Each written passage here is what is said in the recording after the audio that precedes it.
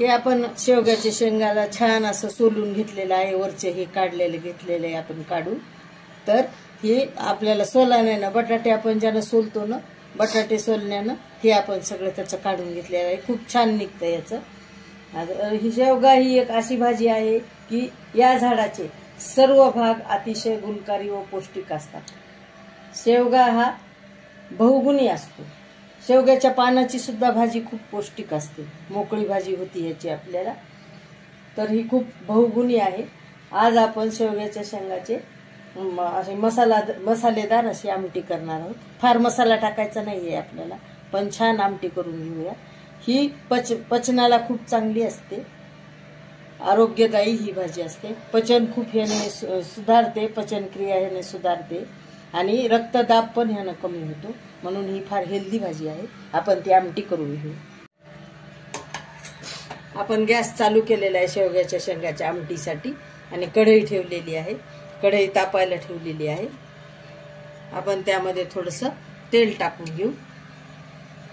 2च शेवग्याच्या शेंगा घेतलेल्या आहेत आपण, साफ करून स्वच्छ करून धुवून. आता आपली कढई तापलेली आहे. आपण मोहरी टाकून घेऊ. 2-4 मोहऱ्या टाकून पाहिल्या. आपलं तेल तापलेलं आहे.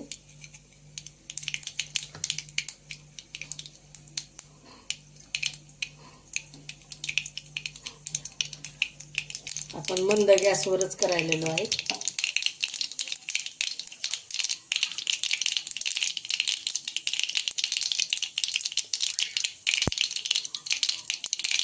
आपण थोडेसे मोहरी तडतडली की जिरे,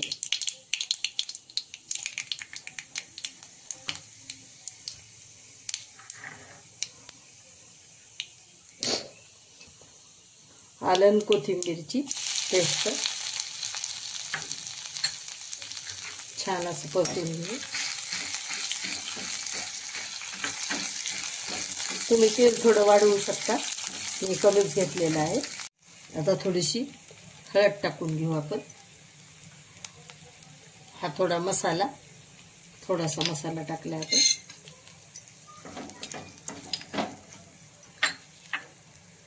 हा थोडासा कढीपत्ता,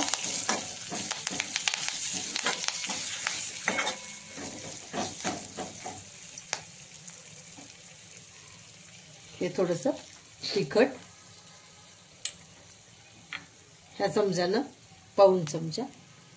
तुम्ही थोडं तिखट लागत असेल तर वाढवू शकता.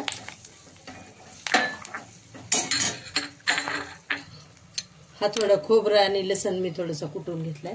1 चमचा ही पूड खोबरं आणि लसूण बारीक करून घेतलाय.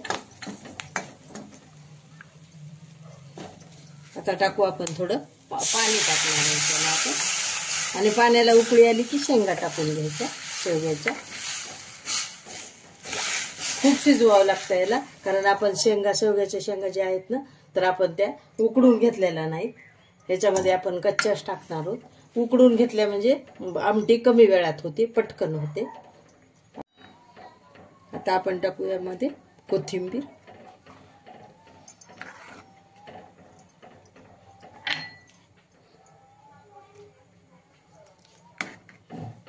आता आपल्याला उकळी येऊ द्यायची. आता आपल्याला टाकायचंय चवीपुरतं मीठ. म्हणजे बघा आपण किती आता ह्याला खूप शिजू द्यायचे. अर्धा चमचा मीठ. आपल्याला थोडीच करायची 2 माणसापुरती. हे शेंगा आपण आता ह्याला उकडायला टाकून देऊ. छान शिजून निघणार आहे त्या. बराच वेळ शिजू द्यावं लागते आपल्याला. तुम्हाला सांगितल्याप्रमाणे हे आपण उकडून घेतलेलं नाहीत. उकडून घेतल्यावर शेंगाला वेळ लागत नाही, पटकन आमटी होते. पण आज आपल्याला फार वेळ शिजू द्यावं लागते. आपली भाजी शिजत आलेली आहे. आपण थोडं कूट टाकून घेऊ आणि अजून आपण थोड्या वेळ शिजवू. हे 2 चमचे कूट टाकलेलं आहे. ह्यात छोट्या चमच्यानं तुम्ही कमी जास्त करू शकता, जास्त पण कूट टाकू शकता. आता आपली शिजू द्यायची आपल्याला अजून एक 10-15 मिनिटं.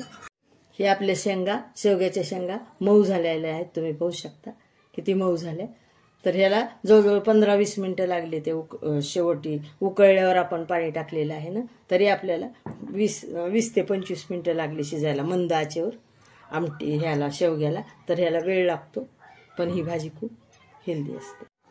आपली ही शेवग्याच्या शेंगाची आमटी शिजलेली आहे. आता तुम्ही पाहू शकता कलर किती छान आलेला आहे. गॅस बंद